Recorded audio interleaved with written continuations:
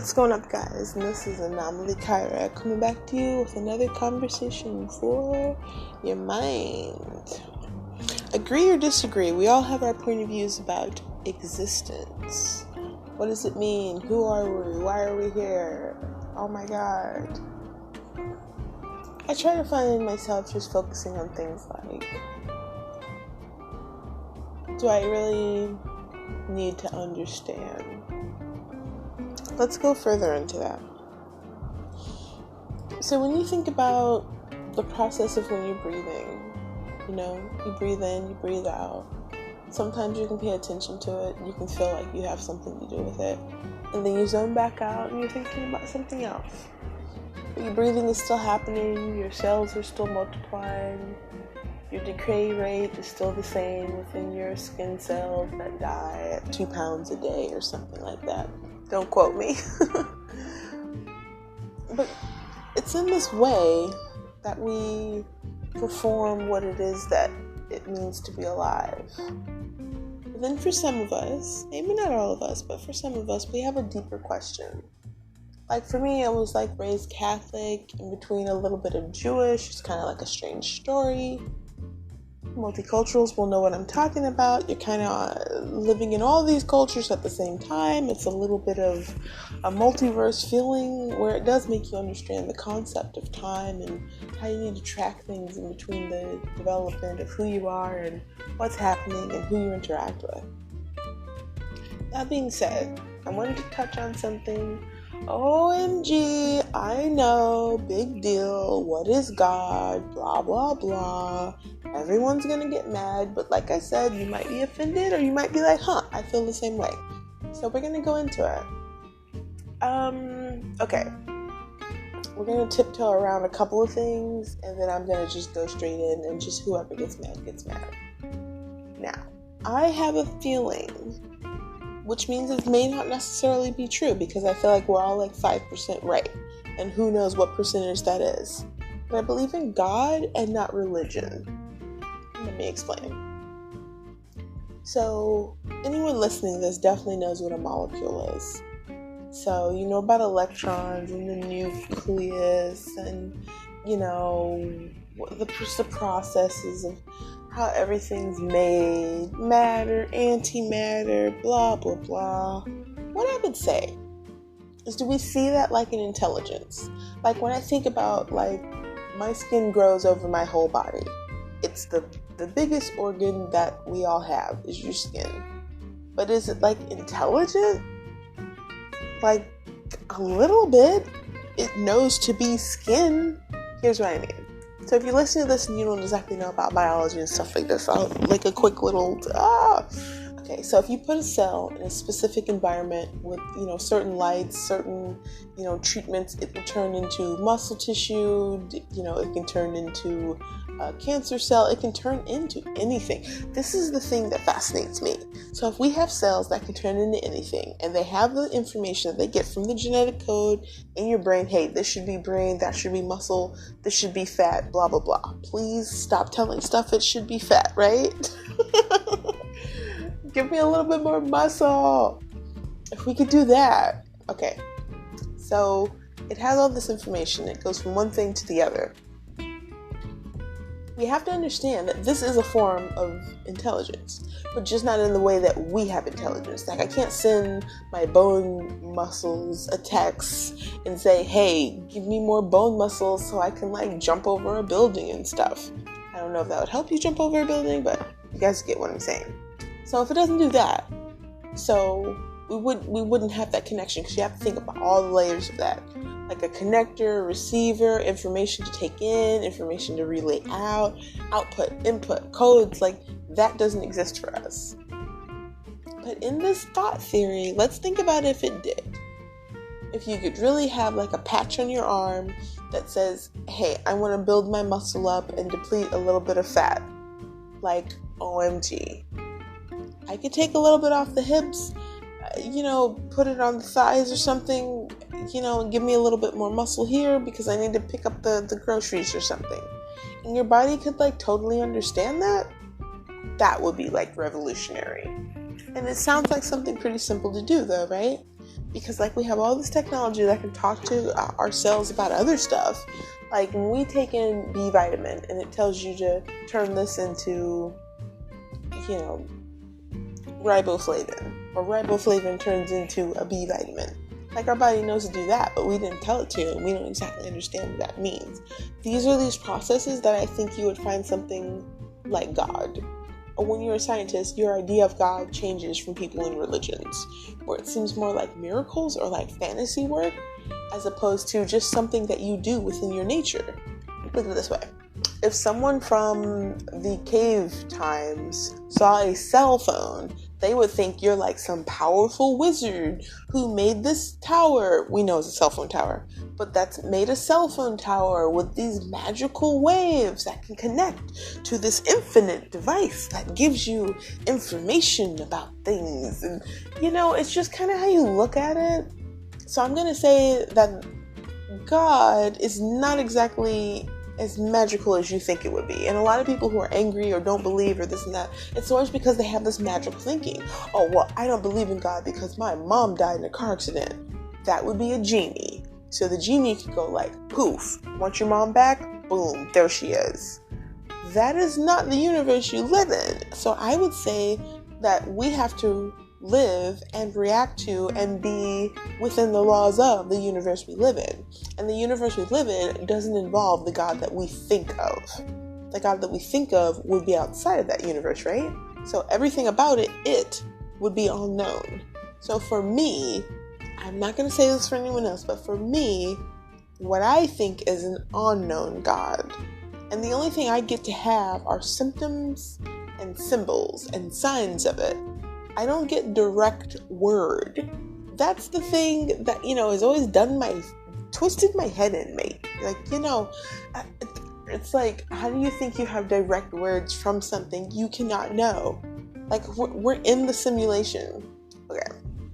I'm going to crack that open too. Like I saw, there's some people who think they understand what the simulation theory is. Here's what the simulation theory is. I mean, not just what they made up, but what I think it would mean for my type of listener and myself. Simulation theory would be in connection with quantum physics, that whatever you look at, that's what it becomes. So there are all these multiple and I think it's more than two. So one thing has like billions of opportunities that it could be, have, or be doing, like Schrodinger's cat. So it can be alive or dead. Yes, but it could be alive, dead, floating, an alien, not in the box, on top of the box. And you don't see it. It's in a different realm of existence. There's all these other levels. Those may not be quantifiable, so we'll stick with alive or dead. That's just easier for people to understand. But I think in the wider scope of things, it could be everything. The cat could be the box. Within that platform, I would say that when you see it, and what it turns into is actually what it means. Like, I really do think this. So what we look at, even when we're looking at ourselves, looking at our own life, looking at our own experience, that's what it becomes. In that way, you can change your own experience, where you're not your own personal God, but you get to have this little bit of godlike power. And this is the thing that like Jesus was talking about, where you yourself are gods. You can create. Now, this is the thing I think is really suppressed, where I don't believe in religion and everything like that. But I do believe in the God and Jesus. So, and depending on like who you speak to, what circle they're in, their anger level, and all of this, don't tell people what to do. Don't tell people what to believe. Like, I'm also vegan, but I don't tell anyone not to eat meat. If you want to eat a dead animal, eat a dead animal. I mean, sure, rock out, dude. Like, I'm not going to do it with you. That's the main thing that I usually get into stuff with about people. I'm not doing it with you. But it's perfectly fine if you do. And these are just my ideas on like what God is in the deeper realms of that. And there's this thing called the egg, where we're all the same person. So every time that you die, you come back as another self within the time relativity, probably. So if you can be born and die as yourself as like a 12-year-old in Ohio, you're alive and born as like some princess in China in 100 BC, and then you can be alive and then dead and then born again as like someone in the Holocaust, and again and again and again and again, until you're everybody that has ever existed in all time, ever time at all, and it's just you and God that exist actually. Now in this way, I'm like, well, wait a minute. So like every bully that was mean to me, there were like 3, it happened like 4 times, but it doesn't even matter if it was like 20 years ago. Like, some things can just traumatize you, like better than the most amazing things. Cause like I sang in chorus and did like amazing stuff. That didn't stick with me. Oh my God. But when someone made fun of my eyebrows being drawn on, oh, stuck with me for life. I mean, forever. I'm scarred. I don't even understand. Okay. Anyway. Oh my God. And is that being bullied with my makeup tips not going well?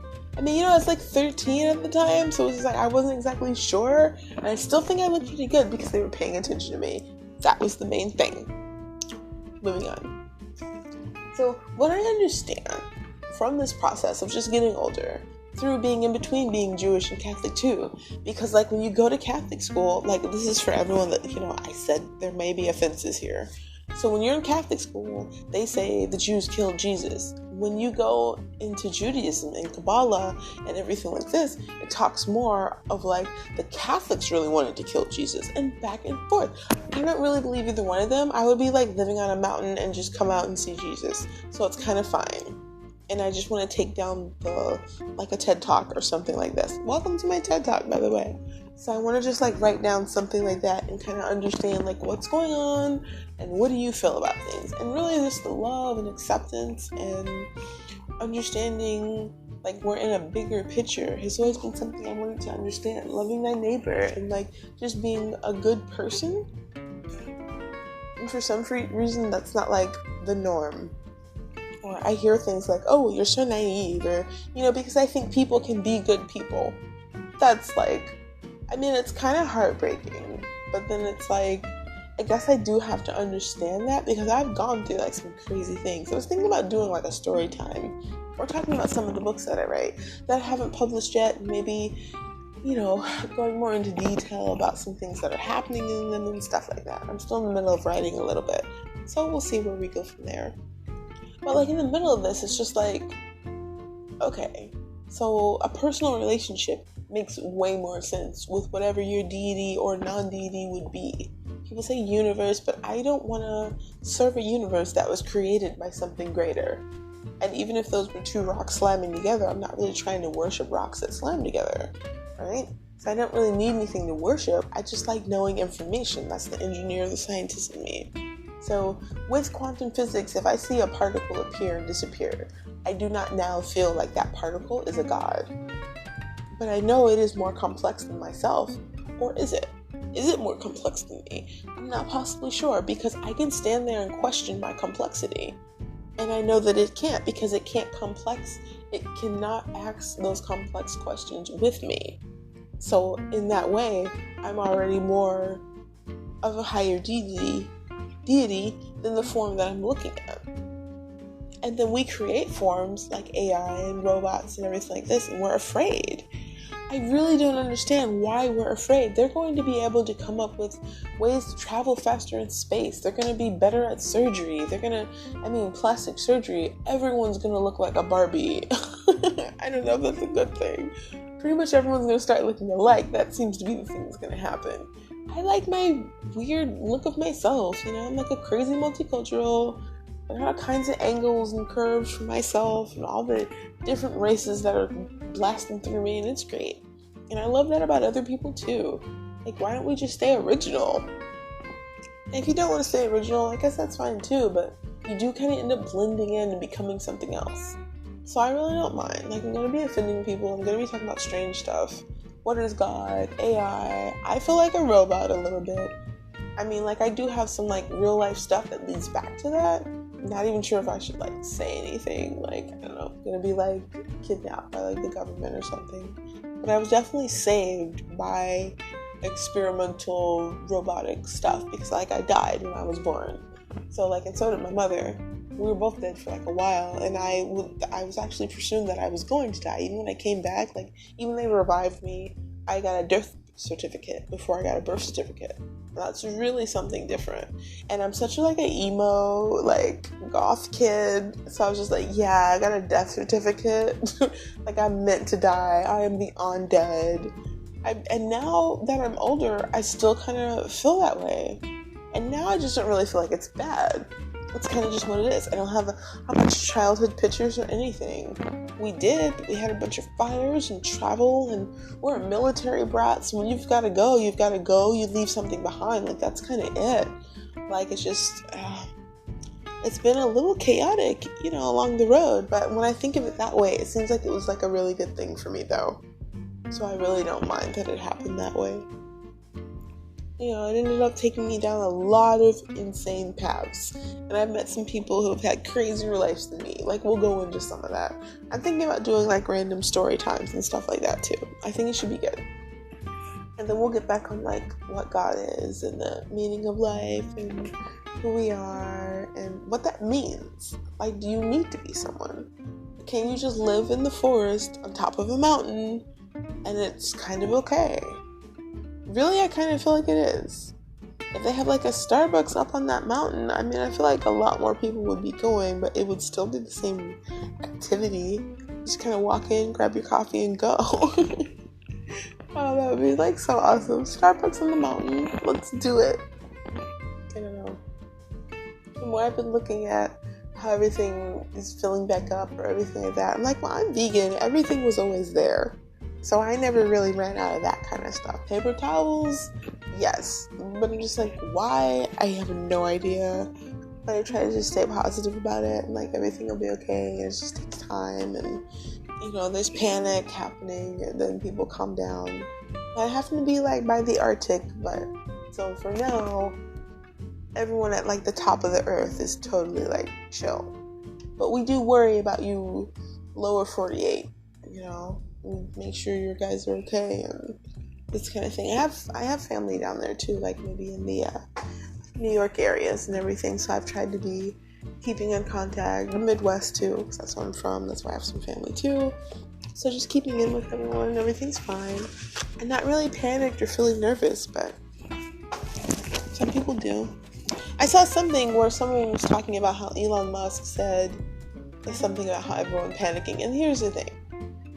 I mean, I get that like celebrities and people who are more well off aren't feeling it the same way. They didn't lose their job. They're not really worried about anything like that.